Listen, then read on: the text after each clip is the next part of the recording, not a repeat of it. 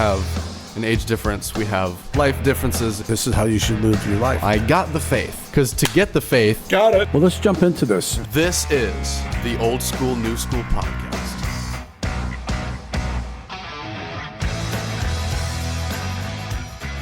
4, 3, 2, 1. How's it going, ladies and gentlemen? Welcome back to the Old School, New School podcast. I am Will Charles Egan, and as always... Happy birthday to me. It's Chris Meekin's birthday. Today he turns 69 today, and he's so happy that he is 69 today. I am so happy. He's got a mug here. I never, my kids are making fun of me, so... I can tell. I just got a shipment in the mail in the... Amazon Amazon guy. 100 Amazon packages, and they were all related to the fact that he turned 69 I could be the today. most spoiled old person. I mean, yeah. It's like. And last week we were talking about how you don't feel like you have it all, and you need more, and there's more things that you wish you had accomplished. I'm like, I feel like you're pretty good. Your kids love you. It's pretty good. Your needs are met. Well, it's amazing. So here's the word of life today. When you're talking with the older people, you don't feel in your head. You don't feel like you're old. I mean, I'm like, I really feel. I mean, I'm more tired than I ever been, but it's like,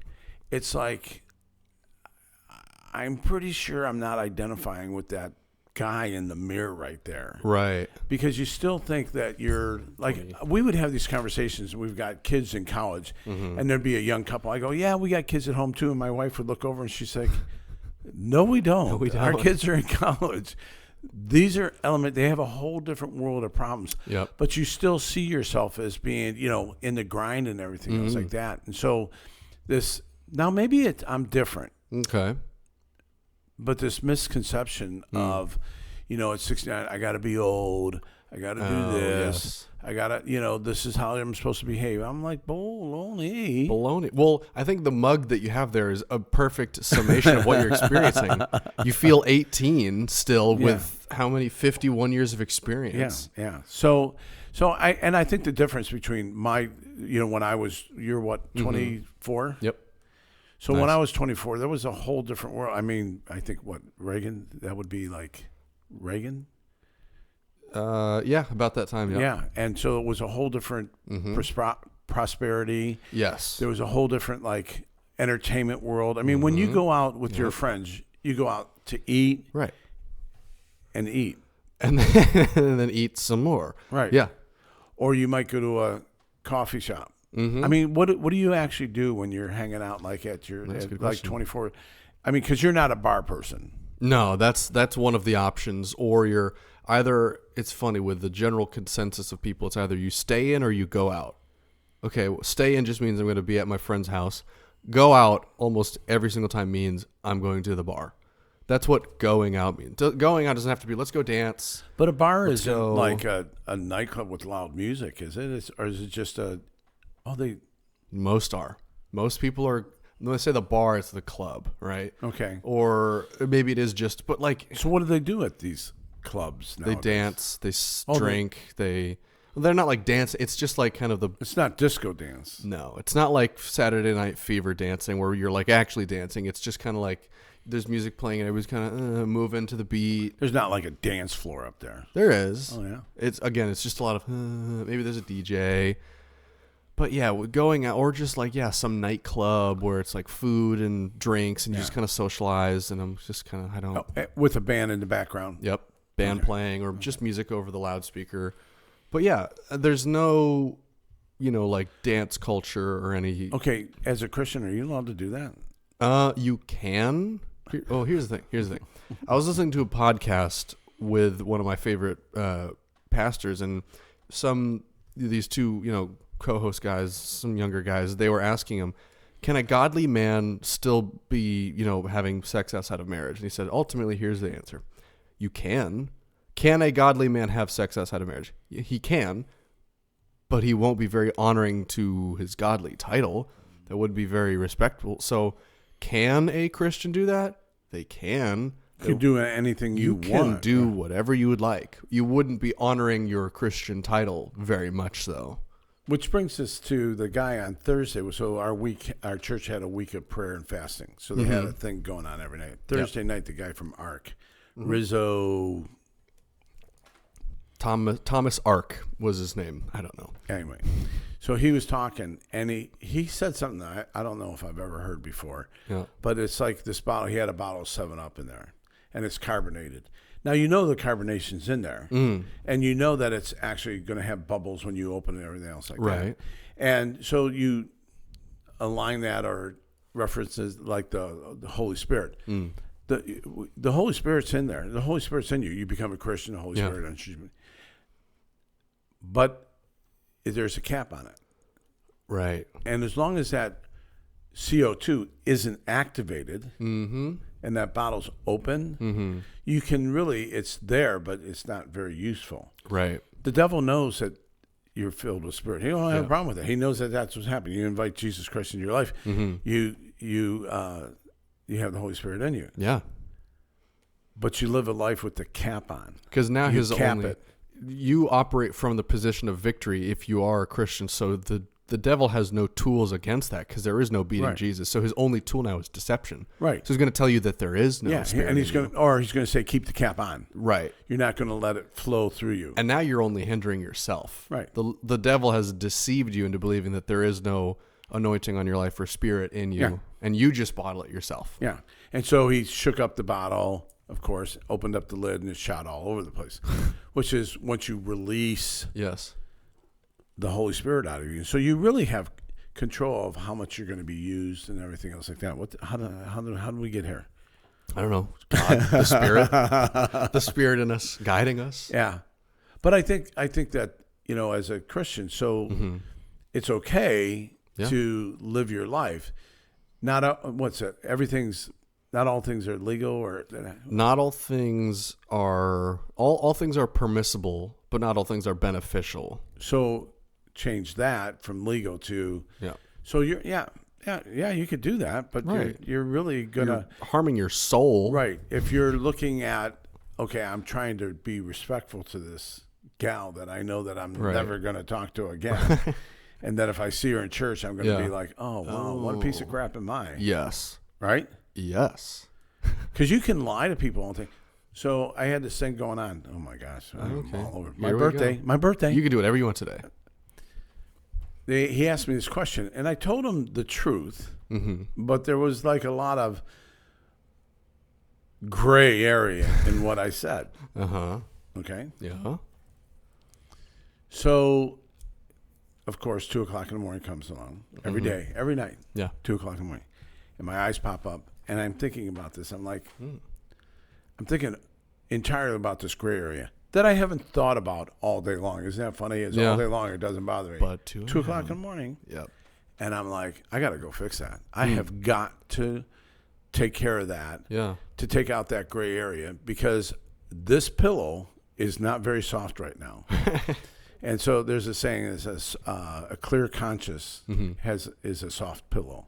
Ooh, that's good. I can't believe I've never heard that. You've never heard that? A clear conscience certainly is a soft pillow. I'll tell you and that. So it's like, did I do anything wrong? No.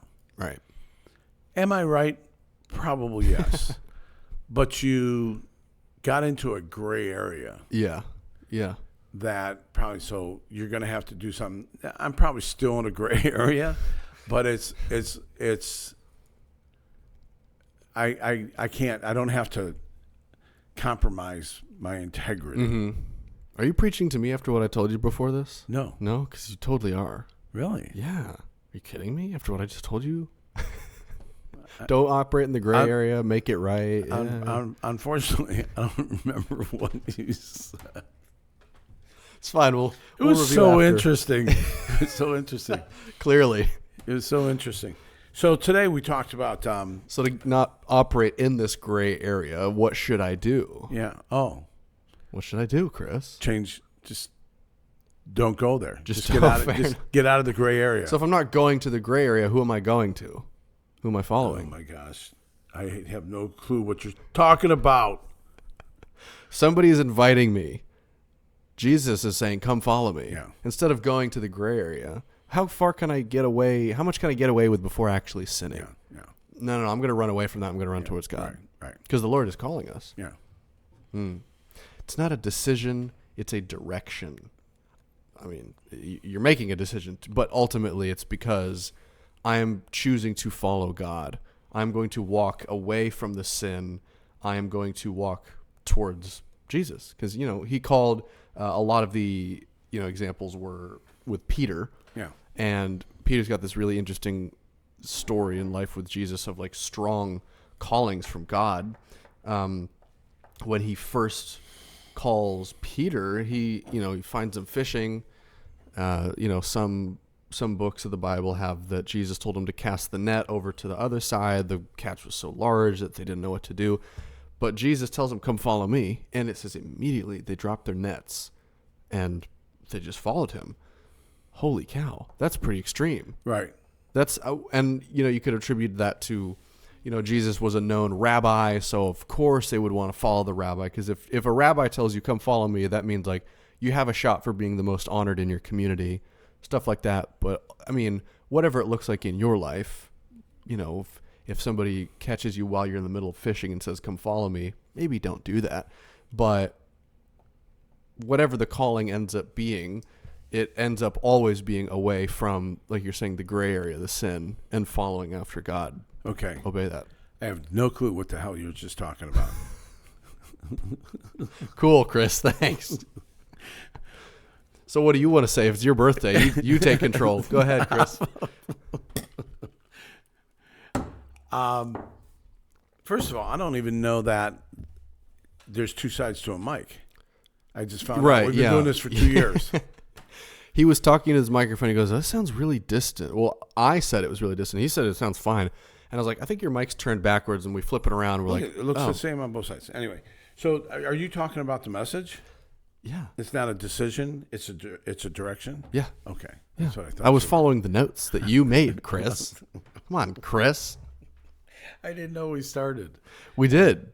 I'm on point 2 already. Okay, so finish point 2. Well, I can catch up. It was one of the things that he landed on at the end is that it's getting out of your comfort zone. Yeah. And so when he's telling these people come follow him, Randy, our pastor, was saying, I want to sleep in. Well, the title of the message was "Come." Right. We're talking about come. Come follow me. And so it's getting, when Jesus started his ministry, Yeah. he basically said to Yeah. people, just, All of the "Hey, man, disciples, come follow and me." And they talked a couple other places, which we're going to hit. So continue. Yeah. Jesus is calling people out of not just the sin, like I had said when you weren't listening, but it calls them out of the comfort. So whether that be, you're called to move physically, whether it be you're called to have a job change, talk to somebody you don't want to talk to, say something you don't want to. A lot of the time Jesus calls us out of comfort because it leads us to something that's better for us ultimately. Greater. Yeah, ultimately better. And you're like, Yep. okay, but then what about, it's like, am I really qualified for this? And things like that. Mm-hmm. And so, but I think that they're I mean, it's like when you're all in, Yeah. you're like, you don't think. Right. You're yeah. like, oh no, I'm going to do that. Yeah. It's like when we did that conference, I'm like, hey, you want to do this conference? And you're like, yep. Yep. Like, you didn't even think about it. No, I know I need to do it. Yeah. Yeah, When yeah. we went to Braveheart, I remember he had mentioned to me a while back, and then he mentioned it a little bit closer, and I was like, yeah, I want to do that. Much needed. So the notes were saying you obey and trust God with the rest, and for it's like I'll follow as long as it doesn't cost me too much. Right, the comfort. Yeah, and we live in a society that it's like it costs a little bit. So then he went in and he talked about the yoke of he's calling you to do work. Right. And I love the analogy where he talked about the old strong ox versus the young ox. Mm-hmm. And so the old ox, The 69-year-old ox. he basically carries the load, but Yeah. but this young ox that doesn't really know what he's doing is being trained, and he doesn't even know it as he's walking alongside him. Yeah, the older one and the younger one are hooked up to the same big old piece of wood, and this thing connects them so that their labor is done in unison. Yeah. So that they can till the ground with. I didn't even think about me and you when he was talking about this. That was perfect what you just did there. See how God works? It's amazing.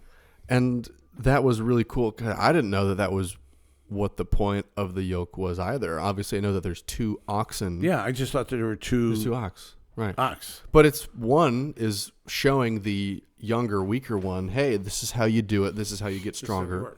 This is how you work. And he lined it up with Jesus carries the weight, but we still walk with him. Yeah. And the disciples walked with him during his whole ministry. He Absolutely. had those 12 people that did the whole thing, right? The disciples did 0.001% of the work, but yeah, they did. Jesus is doing 99.99% of the heavy lifting in this scenario. And do you think it's like that's where like pride gets in the way? It's like, well, I want to be, I want to take the credit for this. Right. Oh yeah. I was listening to a Christian hip hop song the other day because the past week I've listened to zero secular music, and so I was really getting back into these old Christian hip hop artists that I was listening to. And there's this one dude, and had this great verse. And it said something along the lines of like, I don't make decisions, I just take it to Jesus. And there was literally like, as a man, I'm the decision maker in the house. I'm the strong one. I'm the bull. I'm going to lead. But this guy was like, I do not make decisions. I just ask God what should I do. Well, and forget the chronological age. If you're with an older Christian or a younger Christian, doesn't matter. Yeah. Is like as you're walking alongside with these other people, you're doing work. It's like the younger one, like sometimes you'll ask a question that it's like, well, go back to generational stuff. In my generation, God forbid that you'd ask that question. Although the 60s, 70s, and 80s, there were a lot of questions being asked. Oh, yeah, clearly. But it's not like all the questions were asked. I mean, you guys are like, first of all, I'm not going to do it. Yeah. I'm just not. No. I'm not playing that game. Right. Yeah. But if you're not with a younger person, older people like, yeah, okay, we owe that to them. I don't know you, right? Right. Sure. But as a younger person, you're asking me questions to clarify, which is why I did not do well with teenagers. Oh, really? Quite honestly, because they'd ask me, why are we, tell me why I'm not allowed to do this. And I'd be like, because I said so. Yes. And because I didn't know the answer.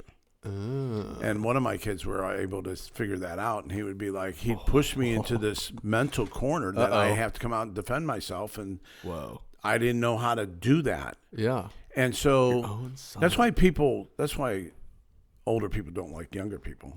Oh, really? Because we're better than them secretly? Well, no, because you're asking questions of why we do stuff.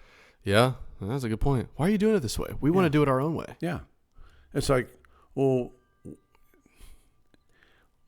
there's people like, oh, you have to have a paper Bible at church. And it's like, younger people are like, explain to me. Are you worshiping this Bible? Right. Or are you worshiping the God of the Bible? Kind of like what you talked about last week with, are you fasting for? Yes. What was that?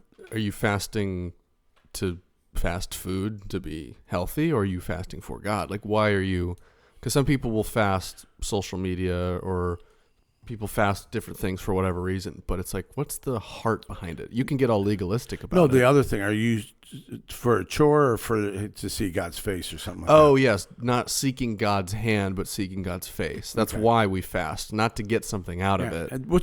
So here I am, 50 years older than this kid.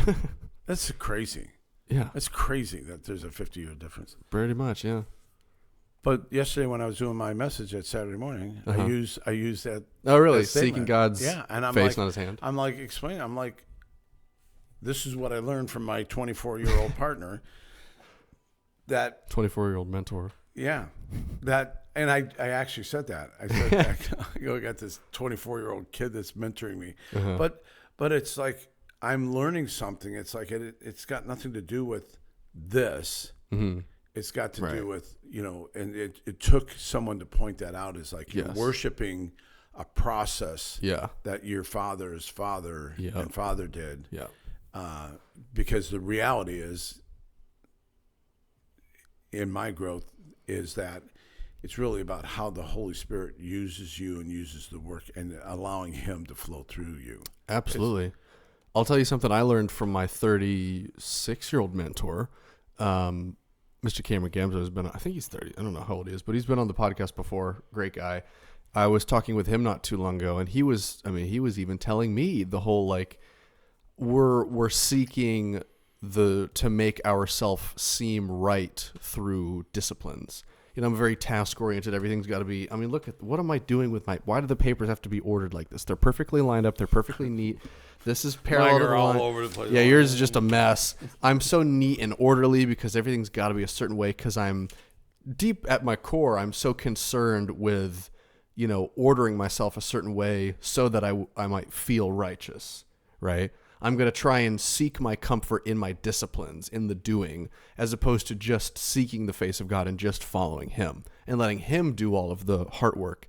Because again, it always goes back to trying to do things in my own strength. I'm trying to do my own heart work by myself. I'm going to order myself. I'm going to get in my word. I'm going to discipline myself so much, as opposed to, I need to just seek your face right now. And it's not that there's anything wrong with your papers being in line. Right. We mess things up on purpose. It's about, but it's really more about, saying, okay, God, I'm not going to make the object of my worship the doing. Yes. I'm going to make it just you. Thank you. Yep. I can read your mind. Thank you. We're getting good at this. So the whole idea is the two oxes working together, is they work together to get the work done. Mm-hmm. Because as being a Christian, there's work to be done. There's seed to be planted. There are things to be doing. And if you don't do the work, how can you expect someone to do the work if they don't even know that there's work to be done? Ooh. Right? How can they expect to do the work if they don't know there's work to be done? There is work to be done. I'll tell you what I did today. I invited a friend of mine to church who'd never been in a while. He'd never been to this kind of church, and I'm not tooting my own horn. I'm just saying, and that's the thing too that I really learned from this. This is a guy who had been to church a couple times prior, hasn't been in a while, and so I invited him, and I found myself like worrying on his sake. God, I hope he gets to church today. I really hope he shows up to this service. I really hope. And I found just worrying about him, like that would get him to church faster or something. And I'm like, what am I doing? He's not, and multiple times I had to do this actually. I'm like, he's not in my hands. He's in God's hands. Because if this guy is in my hands, I'm going to screw it up. If he tries to get there on my strength, he's not going to show. Right. But if he gets there because the Lord led him, then he's going to show. That's the stronger ox on the same yoke as mine. He's just saying, just walk and just be obedient. I'm going to put this situation in your life. You just need to invite him. I'll take care of the rest.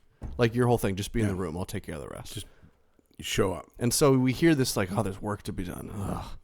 A lot of the times, God is doing most of the heavy lifting in that. Right. You just pray and ask and obey, but God will do it. And in that case with the ox, the older, he's doing the work. Now you're coming alongside of him and you're like making the burden easier. It's kind of like when you're lifting weights.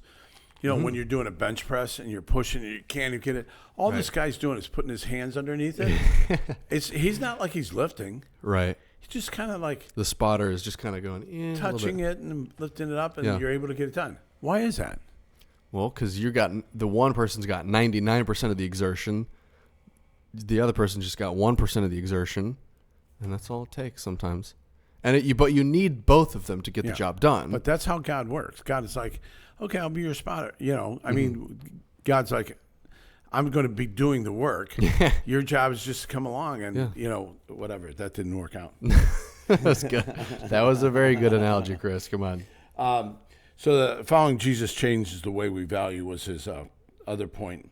Is I don't know if I've ever, okay, I'm sure I've heard it, but I don't ever remember someone taking those two people and lining them up together.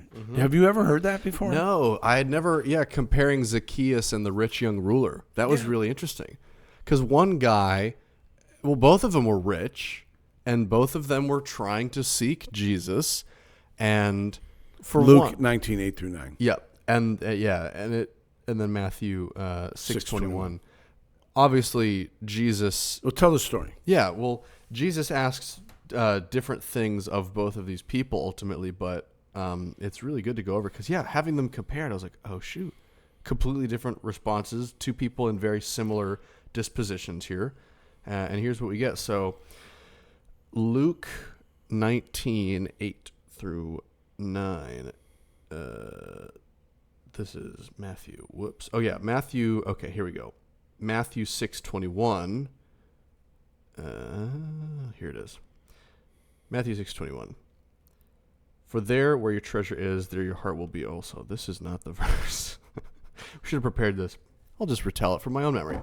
There's this guy named Zacchaeus. And Zacchaeus, if you've been in the church for a while, there's a little hymn that he said where it was, did you know that hymn, Zacchaeus is a wee little man? Never heard that? Never heard that because I didn't grow up in the church with all you old people.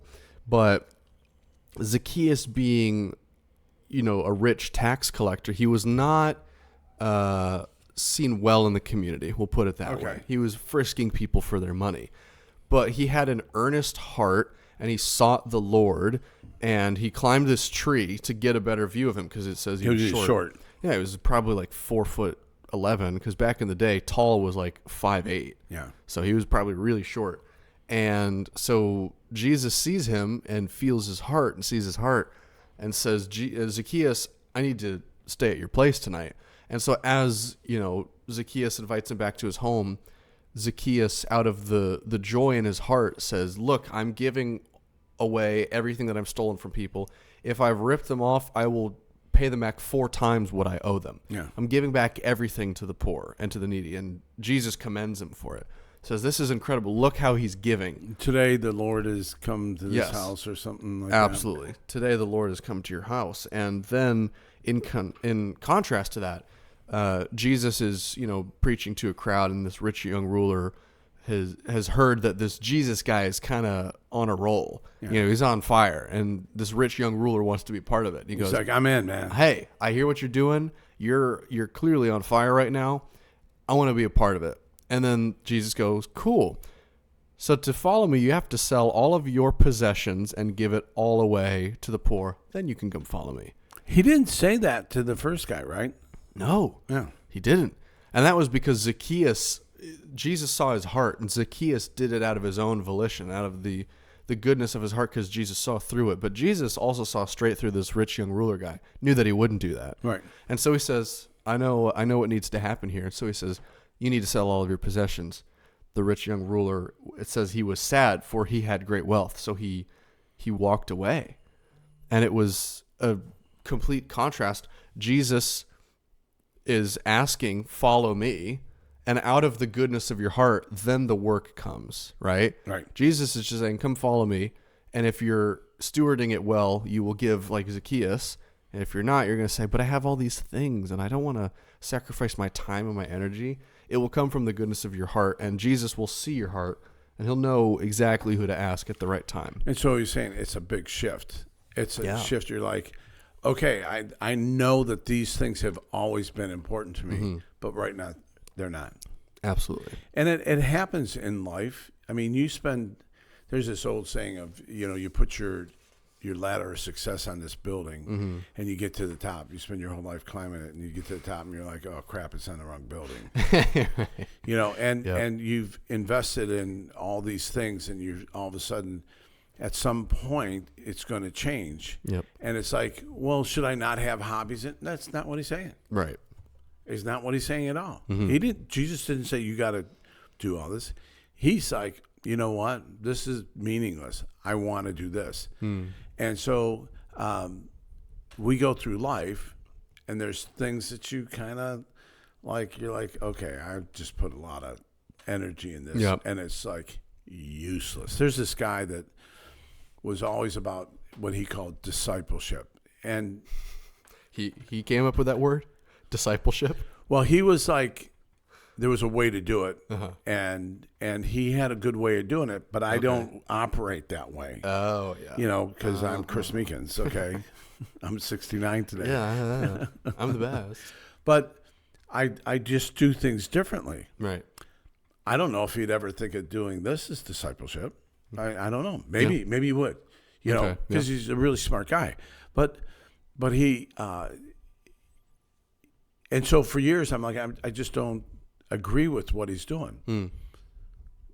But now I can see where the genius was in it. It took me a long time to get there. Yeah.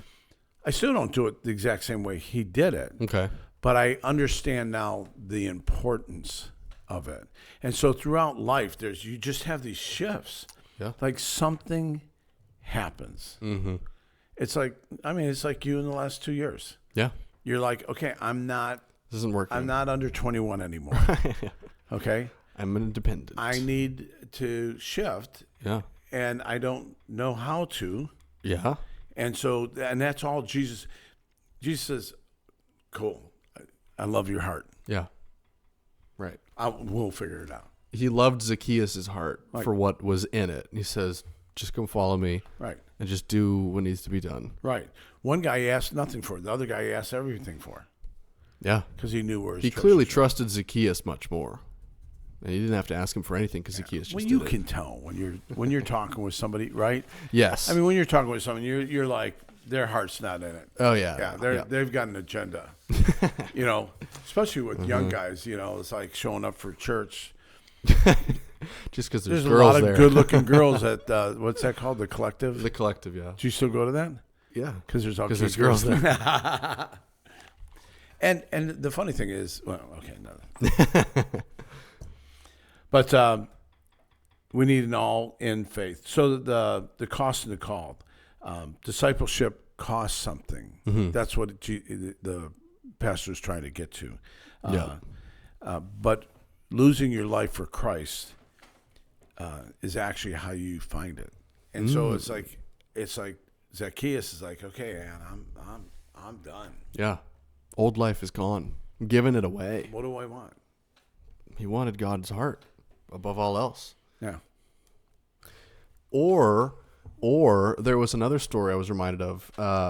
You remember Nicodemus? Yeah. He was the Pharisee that was asking Jesus all these questions at night because, if one of the Pharisees was seen speaking with Jesus, they would have probably excommunicated him because the Pharisees didn't like Jesus. And so Nicodemus is asking one of these questions. He was the one where Jesus said, in order to, be saved, you must be born again. And Nicodemus was like, how am I supposed to re-enter my mother's womb and be born again? And Jesus was like, not literally. No, don't be stupid. Yes. But, from having these heartfelt conversations, it's interesting because the two people that brought Jesus off of the cross after he was crucified was Joseph of Arimathea, who was a rich man, where he buried him in his tomb, and Nicodemus. Oh, really? Yeah. Mm-hmm. He was one of the people that was there bringing Christ off the cross. After having had this, you could say, discipleship relationship where Jesus was answering his questions, being very patient with him, giving his time, it clearly impacted him so much that he was saved. It's very evident in Scripture that, Nicodemus was saved because he was there at the Lord's crucifixion and prepared a burial place for him. And so it's like, wow, this is what true, the cost. This is coming to Jesus. It's a coming to Jesus moment. Is it literally? It's coming to, but this is what happens when you give your life to Jesus and you have intentional discipleship, is you have people's lives truly changed. Yeah. And you see that in Nicodemus. But there's a price for it. And so, yeah. And I think the illustration is he's just trying to say, sometimes you have to give up some stuff. Yeah. I mean, these are two extremes. Mm-hmm. Right. And a lot of times it's, okay, I got to give up this relationship with this girl. Mm-hmm. I got to give up this behavior. Mm-hmm. Why is that? Well, because it's not glorifying to God. Because actually, I don't even want to say that. I want to say that it's because I'm holding it above God. I'm saying this is more important than you, God. Right. And again, go back to fasting from last week. Mm-hmm. Fasting is nothing more than saying, "Oh, God, I need your perspective on this, and I would like for you to take care of this for me, if that's what I'm fasting for." Yeah. But then through prayer and fasting, you're like, "Oh, it's in my life for this reason." Right. Right. Or it's not going away because this is what needs to happen. You've got to really work through some issues or whatever. I mean, we want the easy answer. We always do. guilty of it myself. And so he went on to say it's like being a Christian has never been promised to be. It's like a cakewalk. Right. It's never been promised that. Yeah. But do you want that feeling of being in the center of God's will? And once I don't know if you've ever had that, or you felt like you were in the center of God's will. Yeah. It's a couple times. Yeah. I don't always do it. Yeah. I feel like most people don't always do it. Or I'm even close to the center of God's will. Yeah. You feel like there's a feeling there's of, peace. okay, wait a minute, there's a peace here. I'll tell you this. You can be like right smack dab in the middle of a crazy storm and also still be right smack dab in the middle of God's will. Yeah. Like the story of Jesus calming the storm on the Sea of Galilee. Okay. It said like that Jesus had said, "Go in the boat and I will meet you on the other side." And then this crazy storm happens, and obviously the miracle happens where Jesus, walking on the water and calming the storm. But it says very clearly earlier, go to the boat, get in it, and go across the Sea of Galilee. I'll meet you on the other side. So God will call you to something, and you will be obedient to it. And sometimes it's very stormy, but you're still in God's will. And so the title was "Come," of the message this week was "Come," and so we're looking at where Jesus is saying, "Okay, it's okay. Yeah, come on in. Yep. It's my life. Well, my year word. Show up. Show up. Yeah. I mean, he could have put it in there today. Oh, totally. Your job is to show up, Chris. Yes. And for you and the audience, it's like, okay, let's join. Black and Beast got something. Join God where He's working. You don't have to invent your own stuff. Right. Yeah. You don't have to start your own collective, right? Just go to the collective. You can go to the collective and actually participate in it. Revolutionary idea. Is that what God asked you to do? Maybe. Yeah. Good point. So then he also hit about when people kind of fall away, and that you've had kind of like, I don't want to say your friend that came to church today, but it's kind of a good example. It's like I tasted, and then but I'm afraid to come back. Right.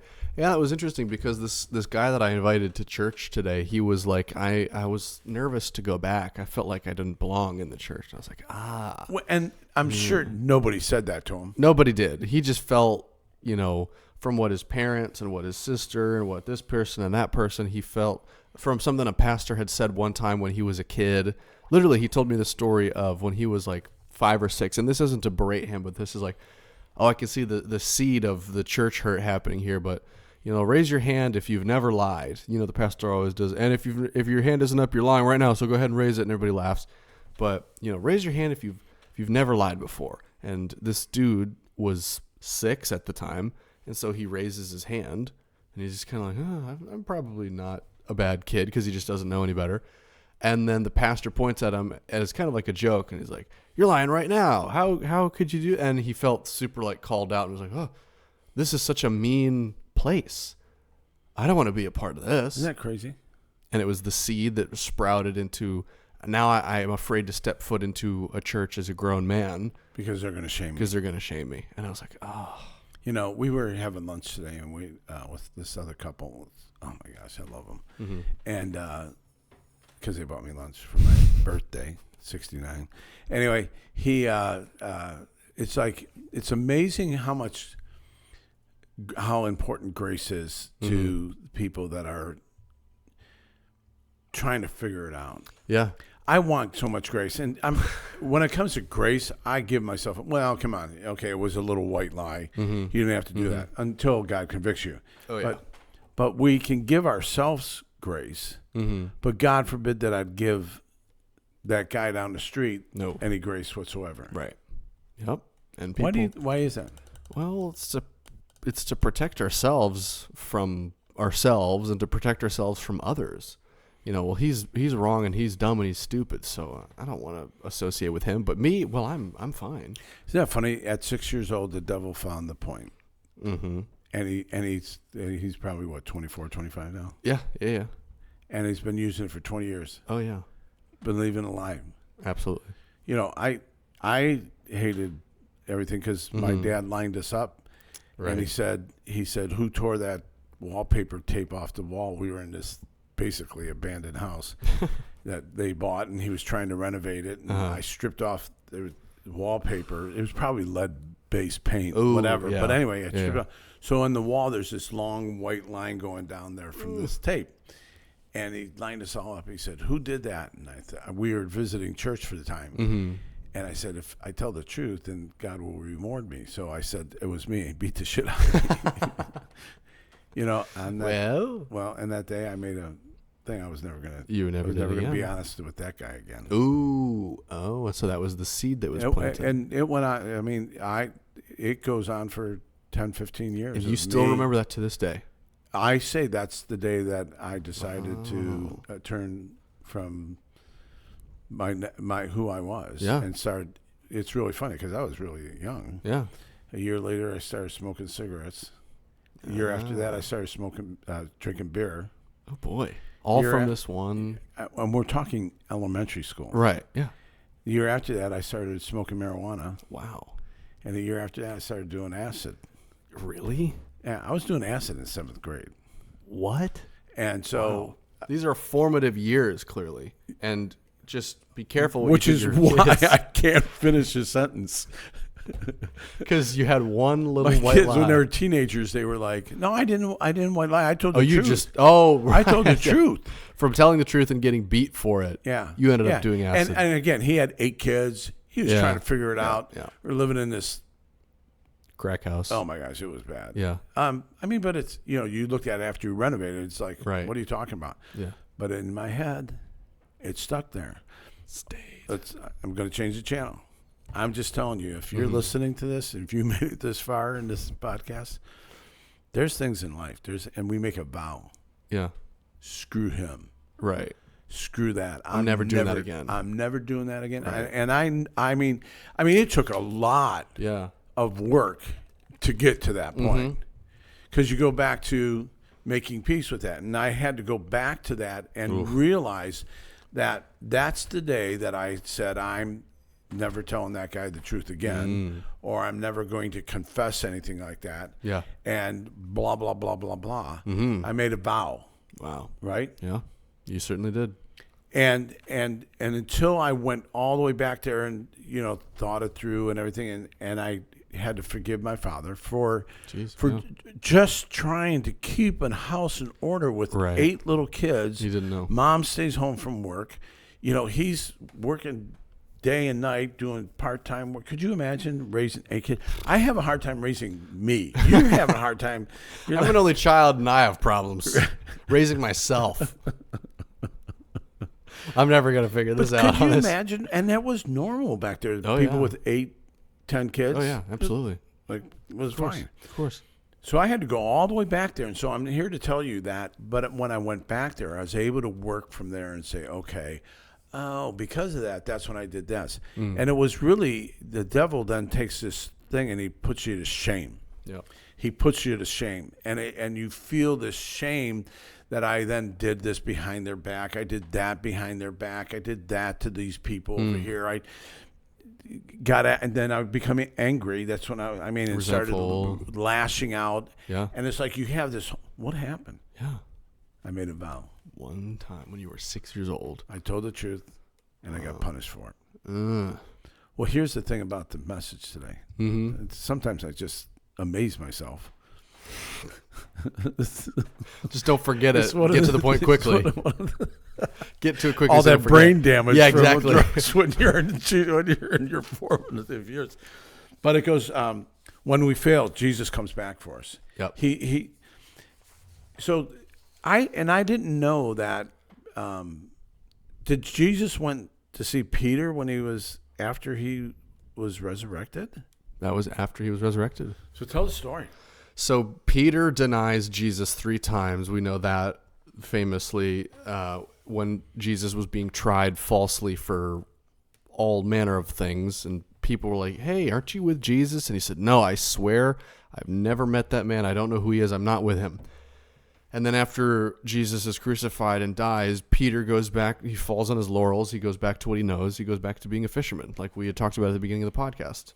So he goes back to fishing, and then Jesus goes after him. And, Peter recognizes him. Oh, my God, it's Jesus. He's back. He actually is back from the dead, just as he prophesied. And he goes to the beach, and Jesus had prepared a place for breakfast for them. And so the 3 times that Peter denies Jesus, for that Jesus redeems him and says, "Do you love me?" 3 times. And, he says, "Do you love me? Feed my sheep. Do you love me? Tend the flock. Do you love me?" And it was all back to, being a shepherd. But it was a way of redeeming Peter for the 3 times that he denied him after Jesus had been resurrected, so in a new body. But he mentioned today in the message that he called him by his original name. That was also Did you know that? I never picked up on that. So, yeah, Jesus So you're renamed saying him. Pastor Randy's smarter than us? 100%. I'm willing to admit that. I don't know about you, but I'm willing to admit that. Oh, he is. Yeah. So Peter was originally named Simon, and Jesus renamed him because, Simon means, blown by the wind, and Peter means the rock.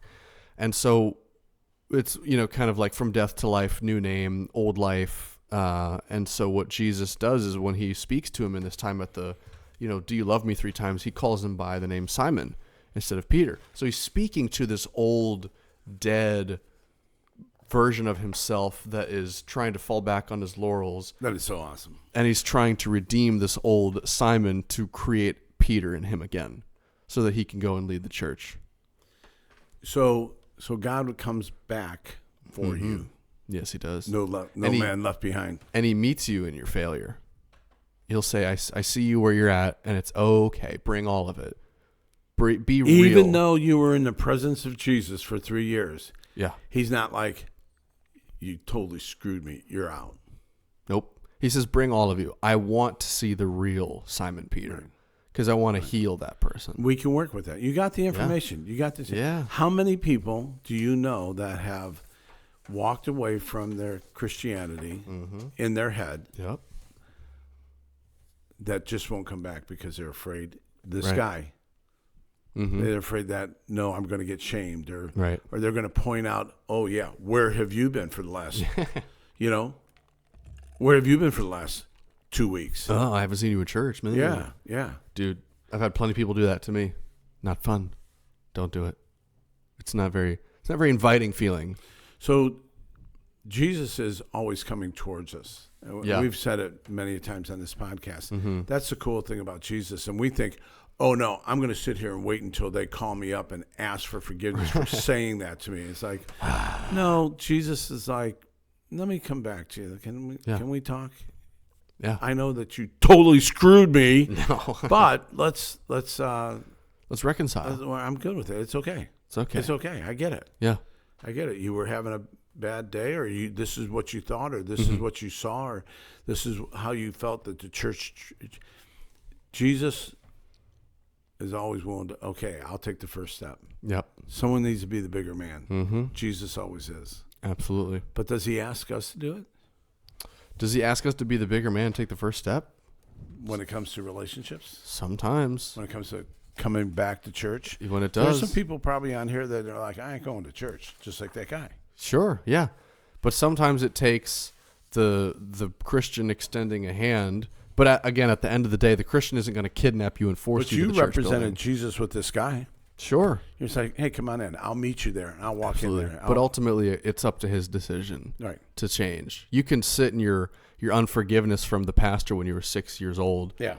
But you got to ultimately make the decision. I'm going to take the first step, like you were saying, and I'm going to extend a hand. But then Abram, my friend, had to take it. Right.